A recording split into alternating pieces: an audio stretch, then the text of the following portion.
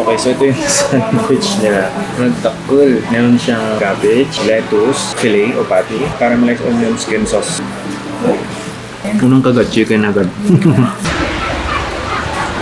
Nandito tayo sa second branch ng Hungry Pop. Yung first branch nila sa Maynagilian Road. Open na sila dito recently dito sa Trancoville. May mga bagong items po dito na exclusive lang dito sa branch na to. So ang concept ng food nila dito is Korean pero Korean fusion siya. Burrito, Koreana. Tapos yung mga ibang flavors ng pizza nila is parang may Korean fusion, may Korean touch. May mga beverages din sila like coolers, coffees. Wala lang tayo ng ice americano tsaka ng yung signature coffee nila. Fish cakes, fried chicken, bibimbap. Okay, so ito yung sandwich nila.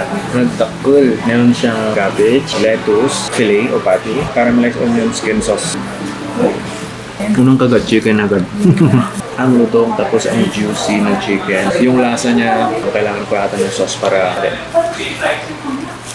yung sauce na medyo na-miss. Parang may wasabi. Ito na tayo sa kanilang Bibimbap Pro Max. Nagkasama ang skincare tsaka self-help food. Joke lang. Tsaka matcha drink. Tsaka matcha drink. Ice coffee lang sapat na. Cheers. Sakto lang naman yung pagkakabigay nung meat ng gulay, pag hinalo, hindi siya na Pinoy palette. May feel siya ng Davao. Okay, ito yung 2 pieces crispy bob fried chicken. Boneless na rin siya. Crunchy. Yung flavors niya, something na familiar na lang din naman tayo. Hindi siya ganun ka-juicy, unlike dun sa sandwich. Pero pinaka-selling point dito yung pagkalutong ng manok. Pero sobrang lutong. Akala ko nung una noodles to. Tapos nung tinitigan, fish cake maganamin. Okay. Maanghang siya ng konti na masim-masim. I like. Kung titignan mo, para siyang mix ng ng burrito at saka sushi na hindi pa na-style.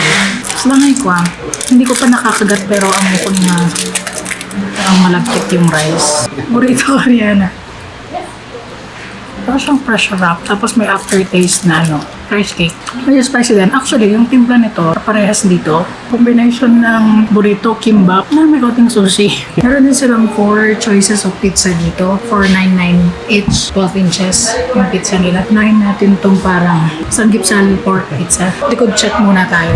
Tada! Yep. Try muna natin ng walang any other hot sauce. Sanggipsal. Hawag siya sa cheese. Salty siya pero sakto lang para sa akin. Siguro kung hindi ka lang fan ng mataba at gusto mo ng medyo thin crust, you might request for thin crust. Pero feeling ko sa lahat ng pizza nila ganito yung size. Yes, Wala na nang tunog. Meron silang parang sharing or baka the meal. $7.99. Meron na siyang kasamang fried chicken. 1.5 liter na cooks. Creamy spinach. Parang ganun, no? Yes. Nakaka-happy. Balanse yung pagka-creamy, yung lasa ng cheese, tsaka yung spinach na to complement yung alat. Hindi siya ganong ka-greasy. The only thing na missing is yung tosta sa dough. Pero other than that, nakaka-happy. Sobrang sarap. Tapos same lang din ata yung nasa rice meal. Pero eto, chicken thighs din. Ito, mas naprito ng maayos. Tignan mo, sobrang moist. Grabe. Hindi sa kanina. Ay, try na siya. Ewan ko, bias ko lang siguro na siya mo na mahilig sa fried chicken. Basta natimplahan siya, ang juicy. Hindi na lang nira-rice ang beef bulgogi. Pinipizza na din. In fairness, hindi pinagdamta ng toppings or baka vlogger sarapin. Check nyo din. Pasal ng picture, please. Meaty, lasa mo lahat. Yun nga, hindi siya greasy, no? Despite ng overload. Siguro itong beef bulgogi, kung ako lang, bagay siya sa thin crust. Ay, oo. Diba? Kasi yung puro beef, tapos medyo thin, parang mas crunchy. I like. It's good. Dito ulit sila sa Trancoville, same building na Vincent Max. Pasok lang kayo sa loob. Parang diner style lang siya. No? Diner, relax ka lang. Kung may upcoming parties kayo, Christmas parties, na gusto nyo na medyo nasa high-end to, mas quality kumbaga yung lasa.